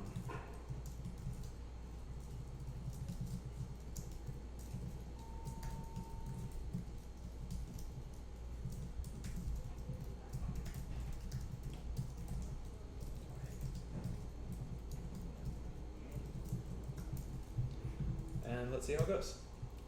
Sweet. So let's run this thing. It's probably going to blow up in 5 different places, but we can see what happens.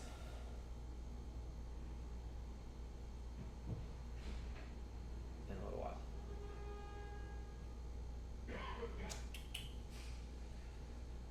All right, some stuff happened. We are announcing all these changes. So we're seeing some things which we're going to have to ignore for the moment, which are retractions. So when an answer changes, we retract the previous answer and supply a new one instead. So for example, this is nice that the answer to Q2 has changed, Q2 has changed, Q2 has changed, Q2 has changed, Q1 only changes down here in round 4. I have no idea if these things are correct. Let's take a read and see if they even closely resemble what's going on. So Q1, for example, has the same output for the first few rounds, and nothing is changing, so we're not even bothering to talk about Q1. It's a little annoying in differential that we could do it, but it's a little bit annoying to emit the same answer a second time. Like we gotta, because like these numbers, although they're 1, 2, 3 here, could have been like nanoseconds, and we're not gonna produce the data output again at every nanosecond. We're just gonna tell you about when it changes. So we'll just have to look and see if we got the correct answer. At round 4, Q1 changes to 167.197, 404.236, and 404.315. Indeed it does. And then it basically stays that way until round 13. Let's see if that's true. So at round 13, ta-da, it changes and hasn't changed since. And then it stays stable all the way down through 20. And probably we got the right answer here too. 404.236, 167.197, 404.315. So Q1, all the updates are correct. Q2 looks a bit weirder. Let's look at Q2. So Q2 is initially this, then it updates to be 725. The last thing changes to be did I get this right? The last thing changes to be 406460. That is what's happening here. In round 2 it changes again. The last field changes to be 407007. That's right. In round 3, it changes again. Only the last field changes to be 215491. That's right. It changes then again in 4 and becomes, looks like just the last field changes again to be 9991. That looks right. No changes until round 13. Does that look right? Down to here.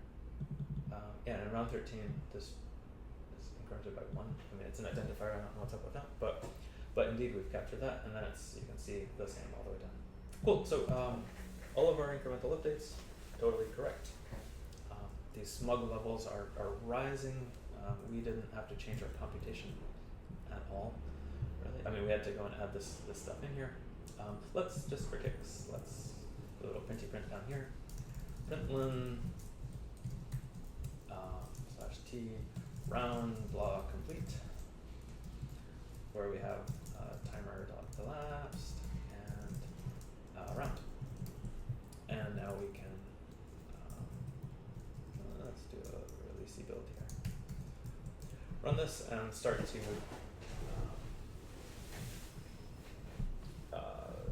quantify how long we're taking to do these things, these incremental updates. We haven't really looked at all performance yet. I mean, we've got strings everywhere. These are all integers. Yeah, probably they should. I mean, they come from CSV, so they could be text. Someone could put some alphanumeric stuff in there. It's sort of cool that our program is working correctly without them needing to be integers or anything like that. Just random soapboxing, right? Like a lot of graph processing systems will say, step 1, your nodes must be integers.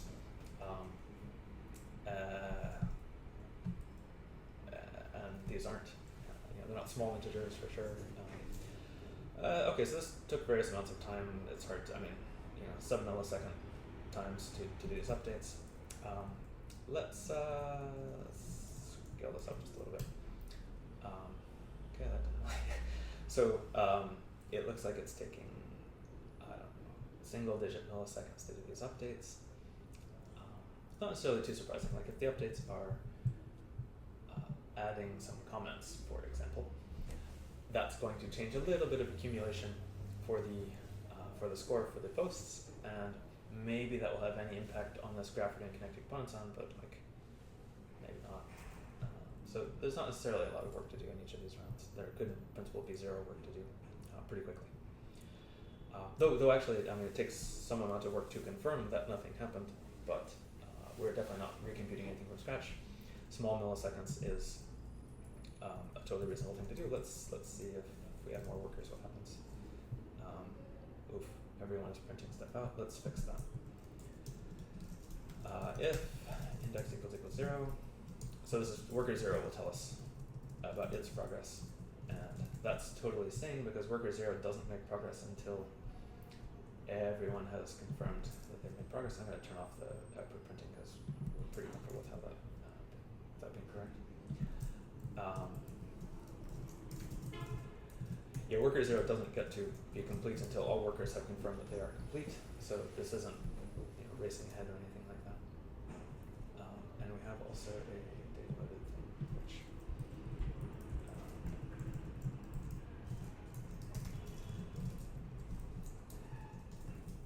we'll have everyone report just so that we make sure people are actually each taking somewhat not some time to load all the data. But I think we're getting pretty close to being done, minus the performance optimization stuff. We could do that. There's a lot of string cloning going on, which is a waste. If these were integers, our data would be a lot smaller. We'd be more efficiently looking around in it, finding matches. When we sniff around for a particular key into the state required for a join, we are finding strings which are pointers, chasing down the pointer to the other side, looking for, why did I write all that crap down? Let's comment that out. I'm just trying to minimize the amount of noise we're seeing here so that we can make a bit more sense out of things. So yeah, there's a lot of performance engineering to do, though you could also just ship this and say, like, yeah, good enough for me. Like, there's a trade-off between how much work you want to put in to make it go fast versus if someone shows up and says like, oh, surprise, user identifiers are now strings again, or they're a bit longer. I'm using 256-bit UUIDs instead of 64-bit things. You're like, oh no, my N64 is not working anymore. All right, so amounts of time. Let's go to the big one, and I will.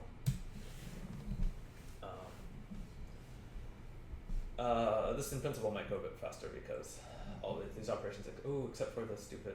Oh yeah, actually.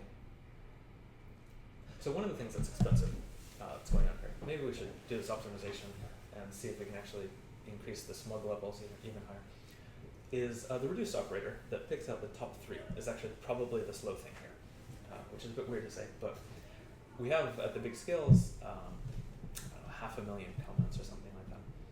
And in each of these rounds of updates, we're changing the scores maybe just a little bit. Actually, many times they don't change. Change the scores just a little bit and saying, go figure out the top 3 again. And that's annoying. I mean, there's no particular strategy for this other than go and look at all 500,000 of these things again, sort them, look at the last element in the list, pick those out. So even if 1% just turned up with one new record and it has nothing to do with the top score, we're going to redo all that work. And you might say, keeping top 3 is super easy. As new scores show up, you just check to see if they should evict someone or not. And unfortunately, it's more complicated than that because we need to deal with retractions. Retractions have the potential to drop people out of the top 3, and we need to figure out who was in 4th place. And if we haven't paid attention to that, we're a bit in trouble.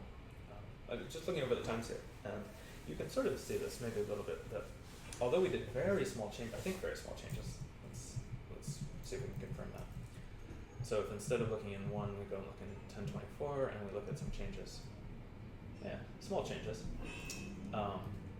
Despite doing small changes, these times have definitely gone up from the what were single-digit milliseconds way back when to much more complicated things. Though you can sort of see some of these rounds go really fast, actually.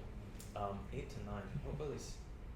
So 8 to 9 would be the changes for 8. Is that right? Add a comment and nothing changes. So that's super fast. That's great. These are the sort of performance we want to see. I can't even. What's this like? Microseconds. But a sane thing to think about doing is where we pick out the top 3 here.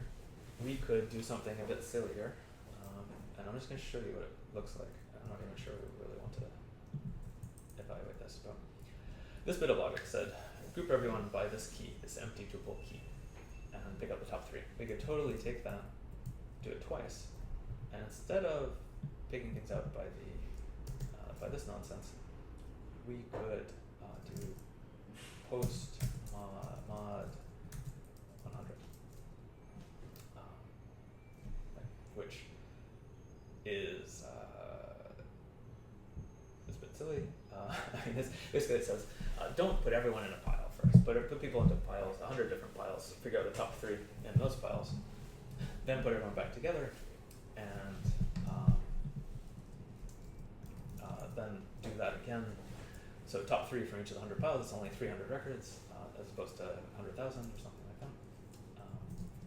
And to do that, we will need to change this around a little bit. Or we had now we call it a hash, it's not really a hash.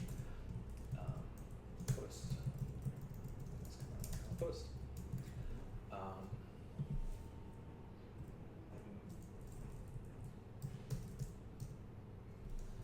So we need to fix this a little bit. Oh, screw. Okay, it's a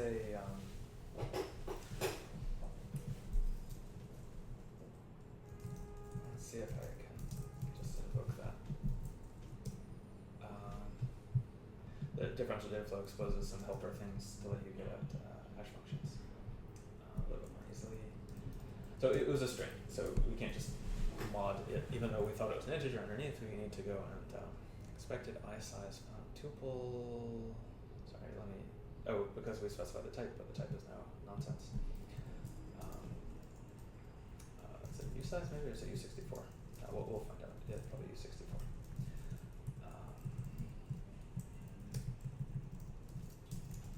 Possibly we don't even need these type annotations anymore.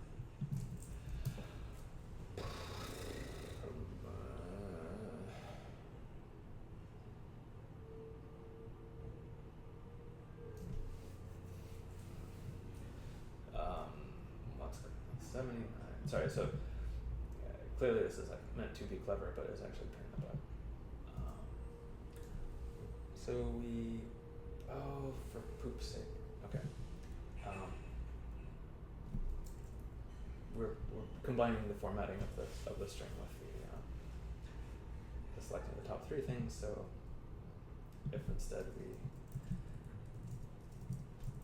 just take the top 3 and just push them into the output.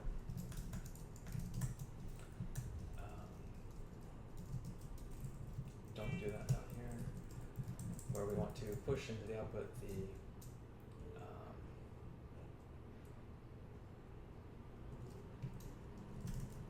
it's not, it's the count and the timestamp. These are all strings. I think that works. So this has the potential. We'll see. Like I'm sure it's gonna be horrible. The potential to speed up the incremental updates because what happens is instead of having, I forget how many posts there are. Let's check.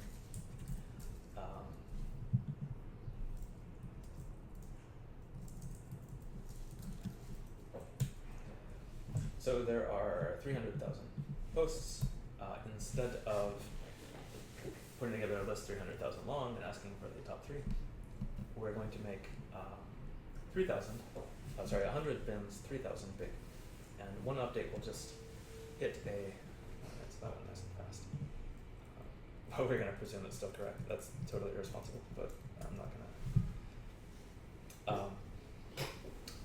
Instead of forming the 300,000 thing, finding the top 3, we're going to form 100 buckets of about 3,000, and an update that comes in is going to land in one of those buckets. We're going to have to do 3,000 units of work to update the bucket, and then 100 more units of work if it even changes the biggest count. So even in the worst case, it's 3,000 plus 100 instead of 300,000. So it has the potential to speed up the incremental update time a lot. Maybe it will, maybe it won't. And I'm not going to try it. Yeah, comments are going to be even worse, aren't they? Because there's even more comments. 500,000 comments. Yeah, we could do the same thing over there.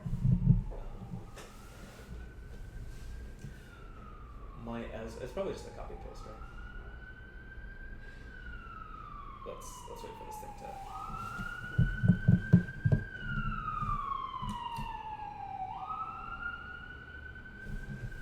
While it is running, we can prepare ourselves.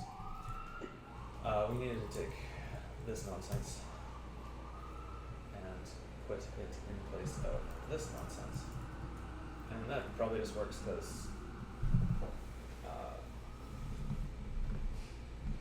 it's who knows, maybe faster, maybe not. I think it was taking half a second before. It looks like it's faster than half a second. And you might notice it's done. It's spending a bunch of time deallocating all those strings. Because Rust tigers up after itself. It's very polite. In principle, though, the process could just stop. We're going to do that. No. Save. So this is horrible. These are not posts, these are comments now. But basically, we're doing the same logic exactly as before, and maybe what this is telling us is that we should have a top K operator that does this for you a bit more automatically. That's a legitimate thing to think. But instead, we get to admire this horrible. How far? So we're at like 200 lines of code. A fair bit of which, to be totally honest, is pretty grotty. Like this up to here is so 43 down to 140. So about 100 lines of maps and joins and closures and types and crap like that. for something that, to be honest, probably doesn't need quite that much noise. You know, we could almost certainly write this more succinctly in something, not data log, as far as I can tell, because data log doesn't let you do certain types of aggregations. Not SQL, because, well, maybe SQL, but the recursion is a thing for SQL. And yeah, I don't know.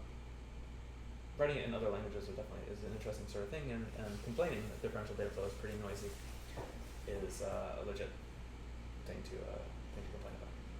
But we're basically just waiting for this thing to run, to show us the incremental update times to see if we've actually done a good job or not. And if we have, then we'll just we'll ship it, and we'll do tidying another time. Basically, it's almost 9 o'clock, so 2 hours. Almost the time where people come into the office, and I need to deal with people who want to get at the mini fridge. Holy crap! Look how fast that was. So this is, I think, legit. This is what's happening when we switch over to these incremental updates. Not very much changes, but if anything changed going into our 500,000 comments, we would need to reconsider all 500,000 of them, just because there's no better implementation strategy that we have at the moment. Whereas sliding things down into these bins, and we could do a little bit more hierarchy if we wanted. If we thought, this has got a bin of 5,000 and a bin of 100, maybe 5,000 is too big for us. But to be honest, these are tens of milliseconds of update time, so that works for me. I'll